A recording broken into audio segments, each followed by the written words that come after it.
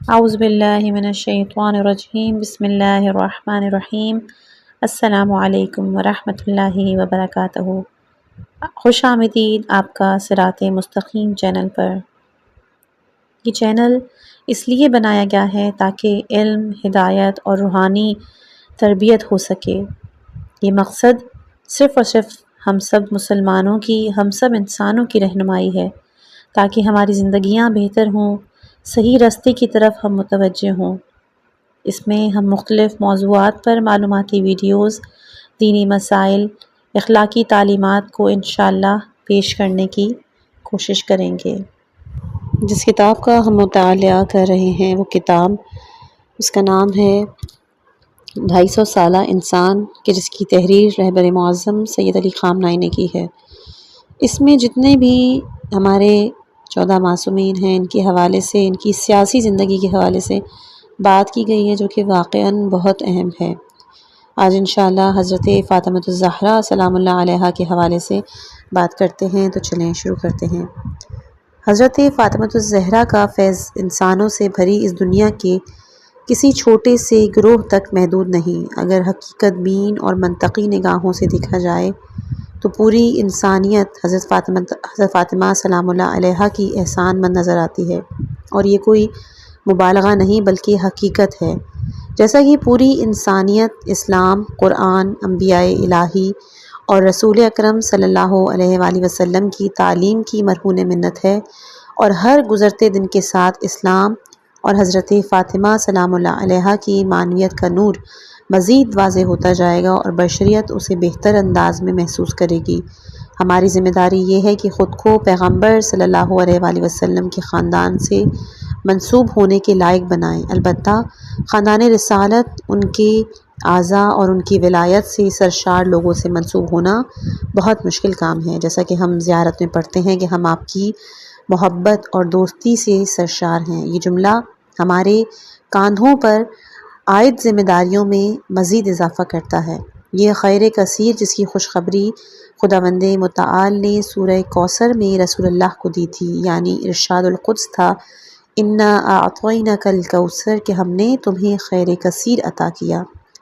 اس کی تفسیر حضرت فاطمۃ الزہرا سلام اللہ علیہا ہیں۔ دراصل وہ ان تمام نیکیوں اور بھلائیوں کا سرچشمہ ہے جو دین محمدی کے آبشاروں سے تمام انسانیت اور تمام خلق خدا کو نصیب ہوتی ہیں۔ بہت سے لوگوں نے ان کمالات کو چھپانے اور ان سے انکار کی کوشش کی، لیکن کامیاب نہ ہوئے، کیونکہ واللہ متم نورہ ولو کرہ الکافرون، سورہ صف آیت نمبر 8، اور اللہ اپنے نور کو مکمل کر کے رہے گا اگرچہ یہ کافروں کو کتنا ہی ناگوار گزرے۔ ہمیں خود کو اس منبع سے، اس سورس سے، اس نور کے سورس سے قریب کرنا چاہیے، اور نور کے مرکز سے قربت کا لازمی نتیجہ نورانی ہونا ہے۔ ہمیں صرف محبت کے ذریعے ہی نہیں بلکہ عمل سے بھی نورانی ہونا ہے۔ یہ وہ عمل ہے جس کا تقاضا محبت، ولایت اور ایمان کرتی ہے۔ ہمیں اس عمل کے ذریعے اس خاندان کا حصہ بننا چاہیے اور اس سے منسوب ہونا چاہیے۔ علی کے گھر کا غلام قمبر بننا۔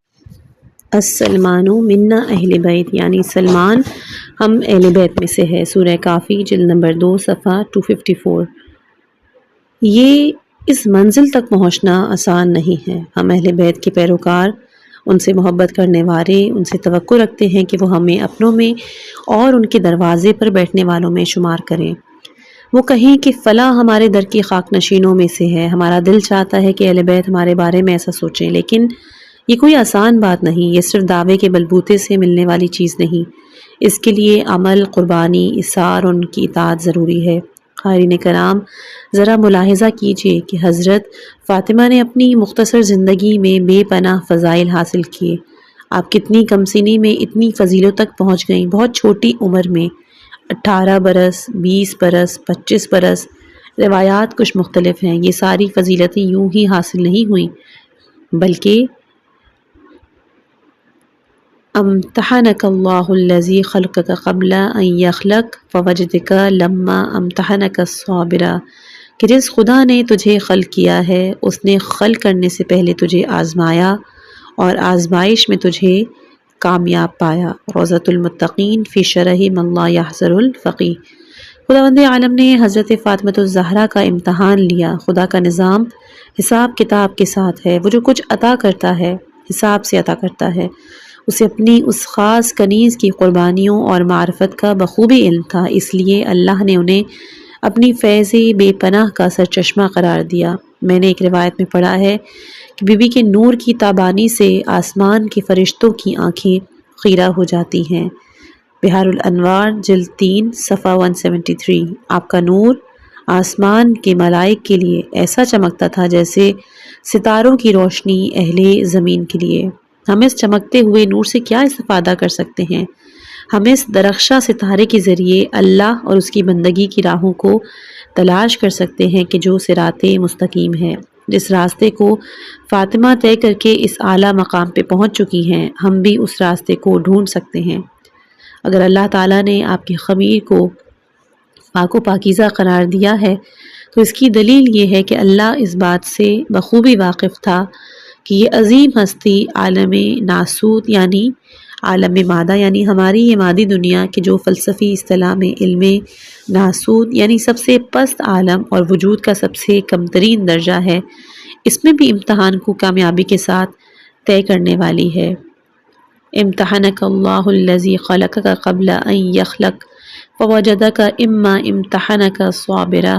اصل بات یہ ہے کہ اگر اللہ تعالیٰ کسی خمیر پر اپنا خصوصی لطف و کرم کرتا ہے تو اس لیے کیونکہ وہ اس خمیر کے بارے میں جانتا ہے کہ یہ امتحان سے کیسے عہدہ برا ہونے والا ہے، ورنہ بہت سارے ایسے لوگ موجود ہیں جن کا خمیر اچھا تھا لیکن کیا وہ سب کے سب امتحان الہی میں کامیاب ہو گئے؟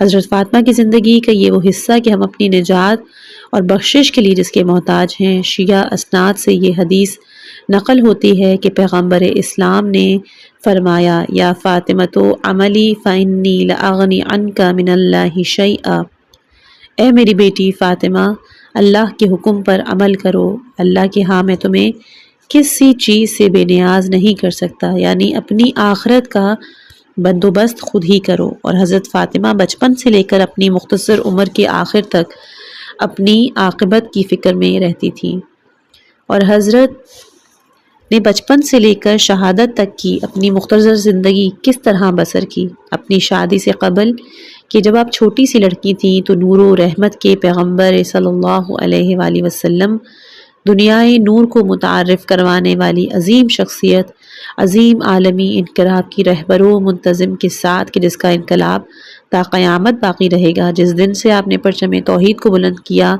حضرت زہرا نے ایسا برتاؤ کیا کہ آپ کی کنیت ام ابیہا یعنی اپنے بابا کی ماں پڑ گئی۔ یہ ان کی خدمت، کام، محنت و شفقت، لازوال جد و جہد کی روشن دلیل ہے، ورنہ بغیر کسی وجہ کے آپ کو ام ابیہا نہیں کہا گیا، خواہ وہ ملکہ کے شب و روز ہوں، شعب ابی طالب کے اقتصادی اور معاشی حصار جو کہ سوشل اور فائنینشیل بائیکاٹ تھا، اس کے سخت ترین ایام، یا وہ تکلیف، وہ وقت جب آپ کی والدہ حضرت ختیجہ جب رسول اللہ صلی اللہ علیہ وآلہ وسلم کو تنہا چھوڑ گئیں۔ پیغمبر صلی اللہ علیہ وآلہ وسلم کے قلب مبارک کو مختصر عرصے میں 2 صدمے اٹھانے پڑے، یعنی حضرت ختیجہ علیہ السلام اور ابو طالب علیہ السلام کی پے در پہ وفات۔ ایسے کڑے اور مشکل وقت میں حضرت زہرا سلام اللہ علیہ رسول اللہ صلی اللہ علیہ وآلہ وسلم کے چہرہ مبارک پر پڑے ہوئے غم و اندوہ کے گرد و غبار کو صاف کیا، اپنے بابا کی تسلی کا باعث بنی۔ حضرت فاطمہ کی جد و جہد یہاں سے شروع ہوئی۔ ذرا غور کیجئے ان کی شخصیت اور جد و جہد کا یہ پہلو کتنا تابناک ہے۔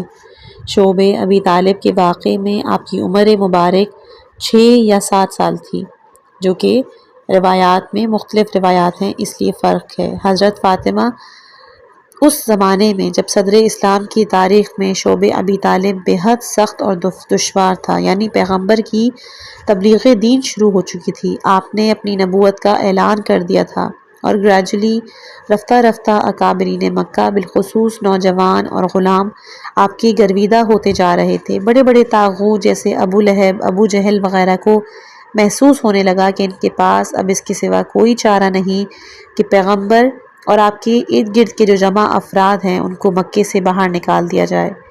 انہوں نے بعد میں ایسا ہی کیا بہت سے لوگوں کو، جن میں درجنوں خاندان، خود رسول اور آپ کے قریبی رشتہ دار، یہاں تک کہ حضرت ابو طالب کہ جن کا شمار قریش کے بزرگوں میں ہوتا ہے، ان سمیت بہت سے بچوں بوڑھے شامل تھے، مکے سے باہر نکال دیا۔ اب یہ لوگ جاتے تو کہاں جاتے؟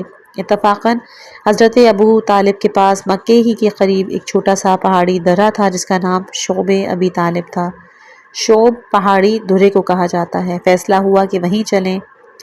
ذرا سوچیں کہ مکے میں دن کو دھوپ کی شکل میں آگ برستی اور رات کو یخ بستہ سردی، مطلب ناقابل برداشت موسم، اور ان لوگوں نے اس ویرانے میں 3 سال کاٹے۔ کتنی ہی سختیاں برداشت کی، بھوک کی شدت جھیلی، خدا ہی جان سکتا ہے۔ پیغمبر اسلام کی زندگی کا انتہائی سخت دور یہی تھا۔ اس عرصے میں پیغمبر اسلام کی ذمہ داری صرف لوگوں کی ہدایت و رہنمائی نہیں تھی، بلکہ آپ کو سختیاں جھیلنے والے ان لوگوں کے سامنے بھی اپنے مشن کا دفاع کرنا تھا۔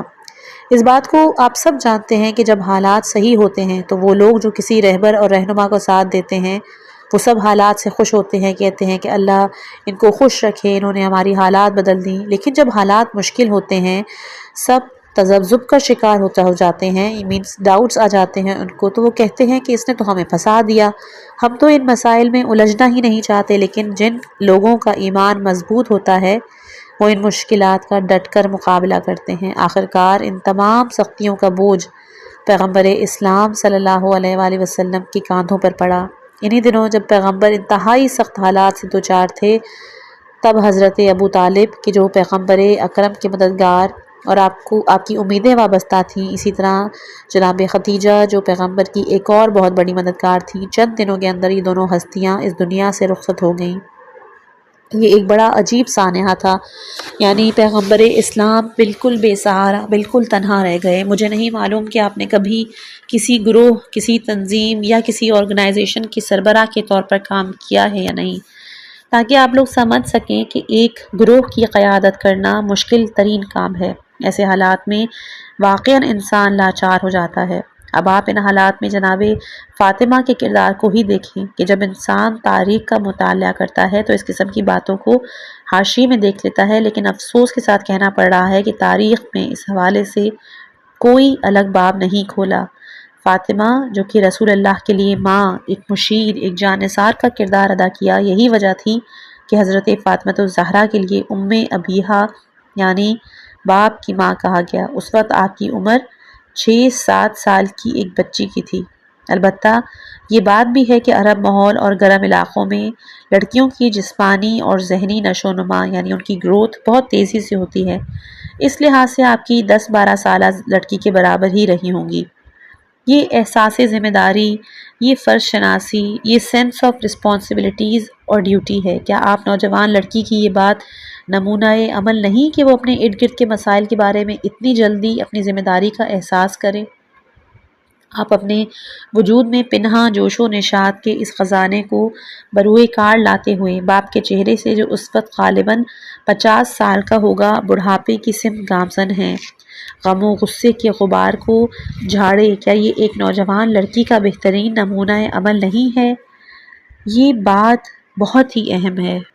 اس زمانے میں اور ایسے ماحول میں پیغمبر اسلام نے ایک ایسی بیٹی کی تربیت کی کہ یہ بیٹی لیاقت و شائستگی کی اس منزل پر پہنچی کہ خدا کا رسول اس کے ہاتھوں کے بوسے لیتا۔ حضرت فاطمہ سلام اللہ علیہا کے ہاتھوں پر پیغمبر صلی اللہ علیہ وآلہ وسلم کے بوسے کو جذباتی معاملے پر ہرگز محمول نہ کیجیے گا۔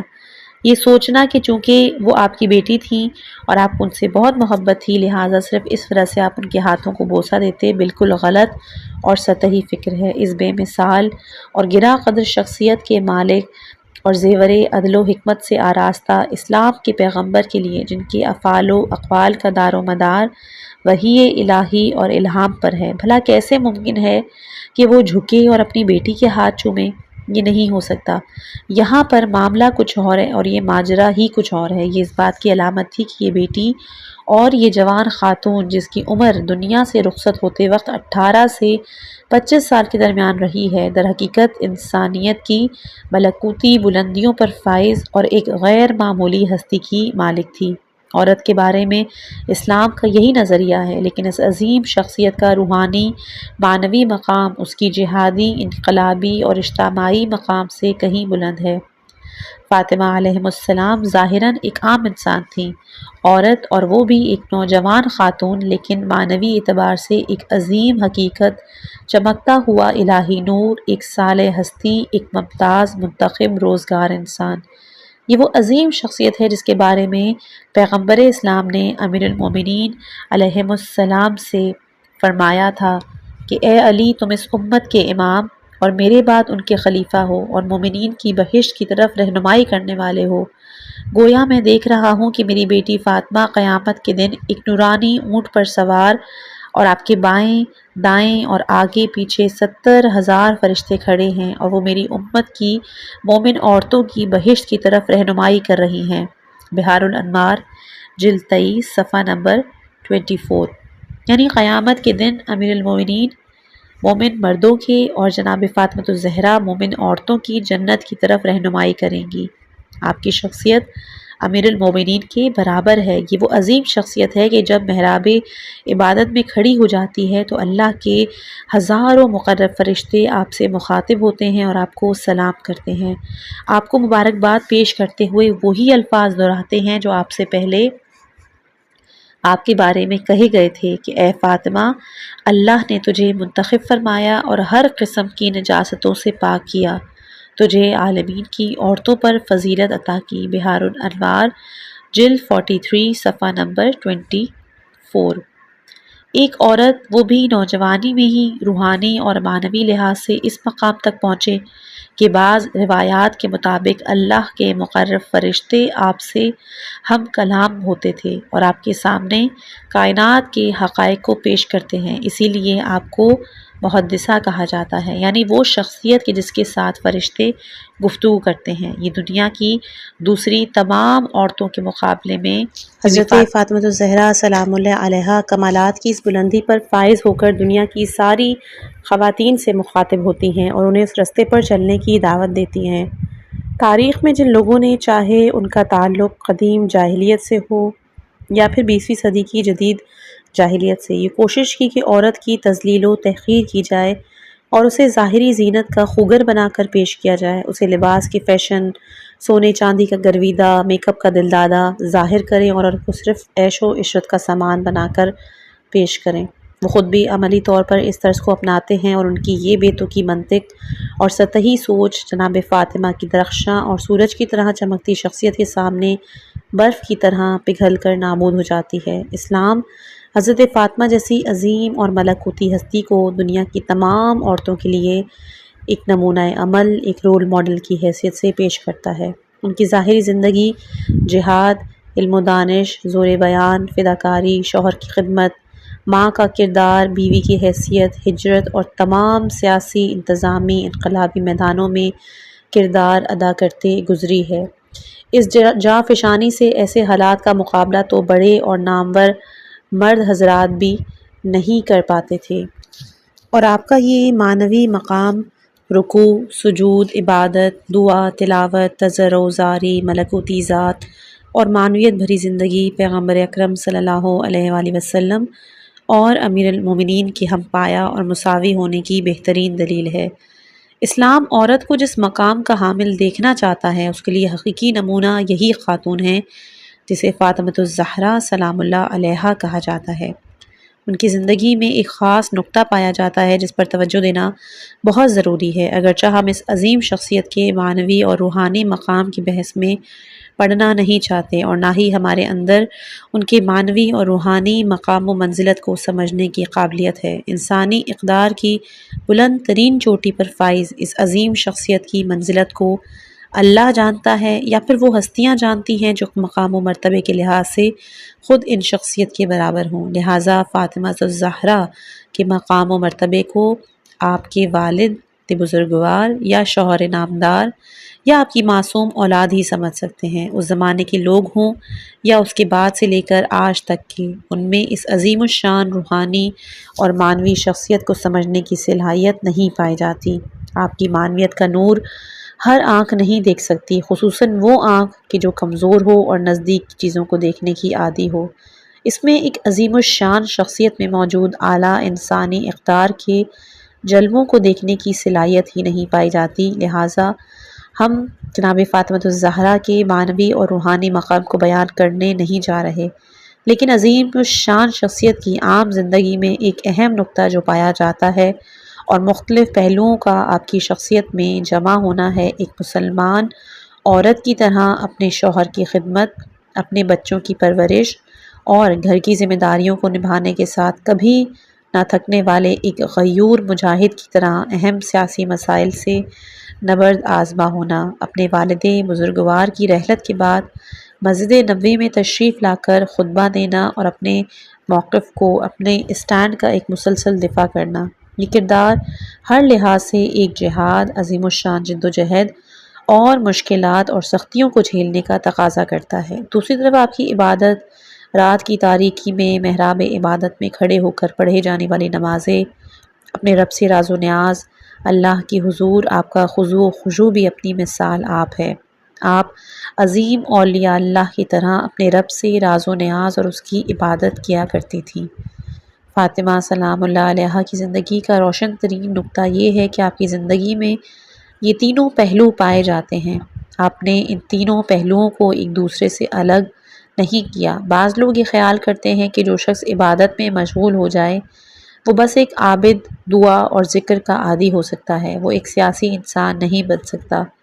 اس کے برعکس بعض لوگ یہ سمجھتے ہیں کہ جو سیاست دان ہے، اب چاہے وہ عورت ہو یا مرد، وہ جہاد فی سبیل اللہ کے میدان میں پیش ہے۔ وہ اگر عورت ہے تو پھر ایک گھریلو خاتون، ایک بہترین ماں، ایک بہترین بیوی کا کردار ادا نہیں کر سکتی، اور اگر وہ مرد ہے تو پھر گھریلو مرد کی طرح کام کاج، دکانداری نہیں کر سکتا، کیونکہ اس کا خیال ہے کہ یہ چیزیں ایک دوسرے کی ضد میں ہیں، جبکہ حقیقت یہ ہے کہ اسلام کی نظر میں یہ تینوں پہلو نہ صرف یہ کہ ایک دوسرے کی ضد نہیں، بلکہ ایک انسان کامل کی شخصیت کی تکمیل میں مددگار ہیں۔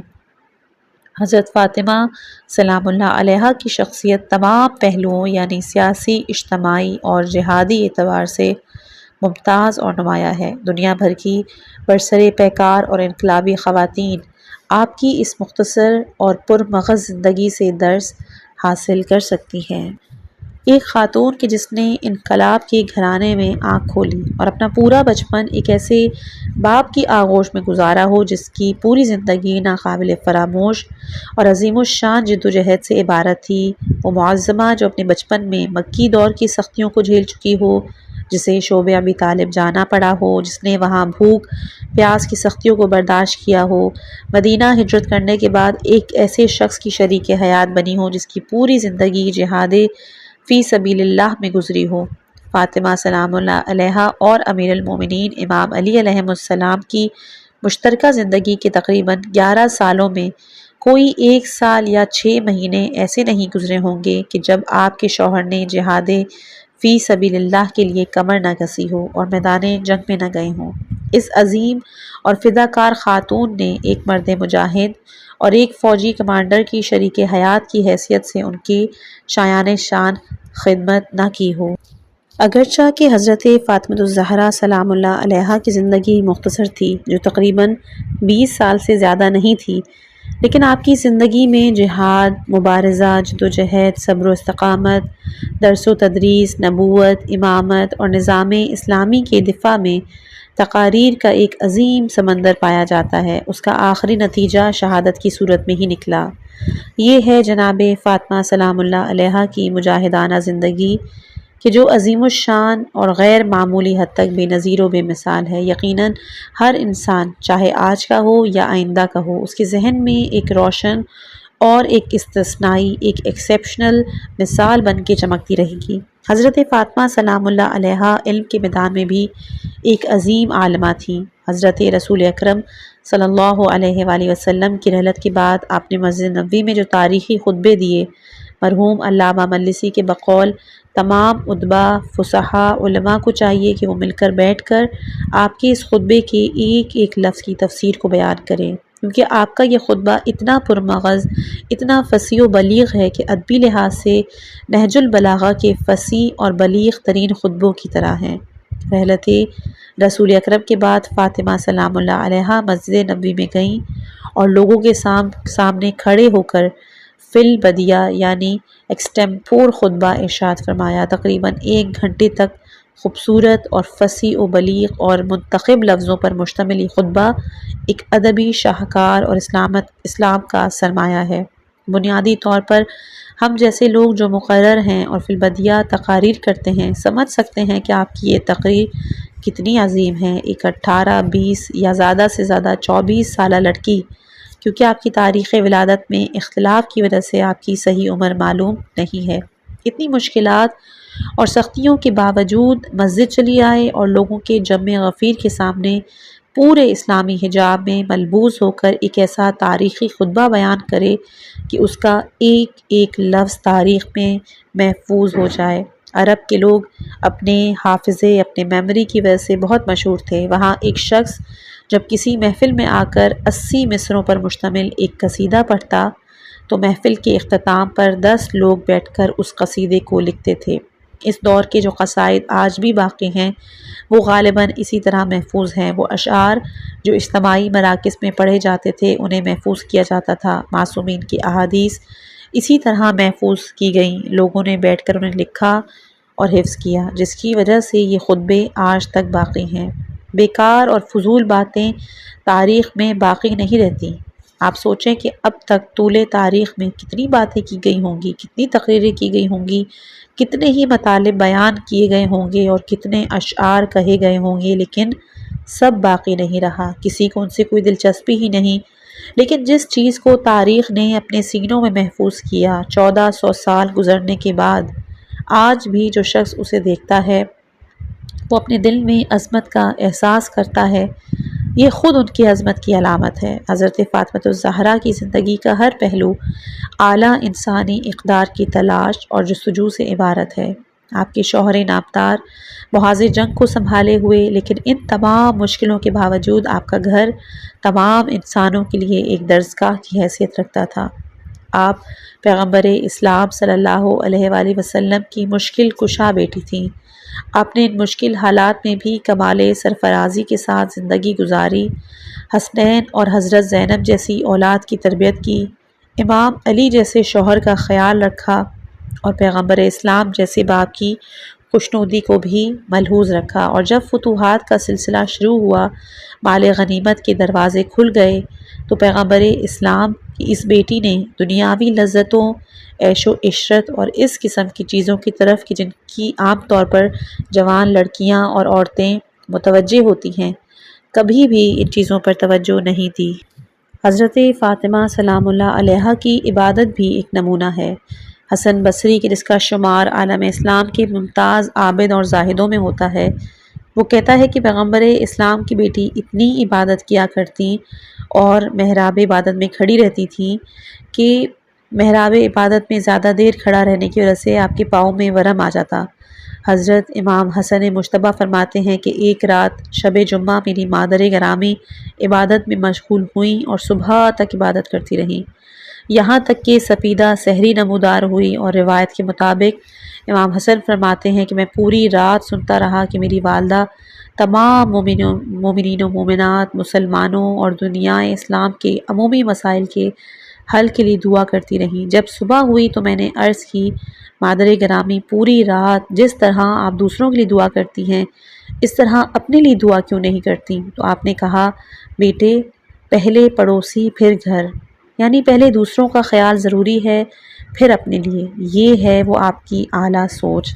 زندگی کے تمام شعبوں میں اس عظیم خاتون کا جہاد ایک نمونے کی حیثیت رکھتا ہے، چاہے آپ کا جہاد اسلام کی دفاع میں ہو یا امامت اور ولایت کی دفاع میں، یا پیغمبر اسلام کی حمایت میں ہو یا اپنے شوہر اور افواج اسلامی کے علمدار علی ابن ابی طالب کی دیکھ بھال کے سلسلے میں۔ یہی وجہ ہے کہ امیر المومنین حضرت فاطمہ کے بارے میں فرماتے ہیں کہ پوری ازواجی زندگی کے دوران فاطمہ نے ایک مرتبہ بھی مجھے ناراض نہیں کیا، نہ کبھی میرے حکم کی نافرمانی کی۔ حضرت فاطمہ اپنی تمام تر عظمت اور بزرگی کے باوجود اپنی گھریلو زندگی کو ایک بیوی اور شریک حیات کی حیثیت سے اس طرح گزارا ہے جیسے اسلام کا حکم ہے۔ آپ کی عبادت، فصاحت و بلاغت، علم و فراست، معرفت و حکمت، جہاد اور جد و جہد، ایک لڑکی کی حیثیت سے آپ کا کردار، ایک بیوی سی کی حیثیت سے آپ کا طرز زندگی، ایک ماں کی حیثیت سے آپ کا کردار، غریبوں اور مسکینوں پر آپ کا احسان، ایک مسلمان عورت کے لیے مکمل نمونہ عمل ہے۔ پیغمبر اسلام نے ایک ضعیف عمر غریب شخص کو یہ کہہ کر امیر المومنین کے دروازے پر بھیجا کہ جا کر اس کی در سے مانگو۔ جب وہ ضعیف شخص مولا علی کے دروازے پر آیا تو آپ کے گھر میں اسے دینے کے لیے کچھ نہیں تھا۔